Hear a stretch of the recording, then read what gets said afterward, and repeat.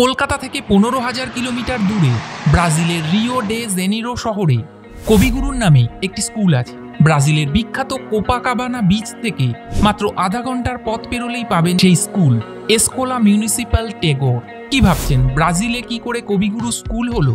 ইতিহাসটা চমৎকার। 100 বছর আগে 1924 সালে কবিগুরু দক্ষিণ আমেরিকা পাড়ি দিয়েছিলেন। উদ্দেশ্য ছিল পেরুর স্বাধীনতা জয়ন্তী উৎসবে যোগদান, কিন্তু আর্জেন্টিনা পৌঁছানোর পর তার স্বাস্থ্যের অবনতি ঘটে। পেরু যাওয়া হয়নি তার, কিন্তু ফেরার পথে রিও ডে জেনিরো শহরে তিনি একদিন কাটিয়েছিলেন এবং একদিনেই 100 বছরের ছাপ ফেলে গিয়েছিলেন ব্রাজিলের সাহিত্য সংস্কৃতিতে। বিখ্যাত পর্তুগিজ কবি সিসিলিয়া মেরেলেস ও শিক্ষাবিদ লুসিয়া কাসাসান্তা রবি ঠাকুরের অনেক কবিতা অনুবাদ করেছিলেন।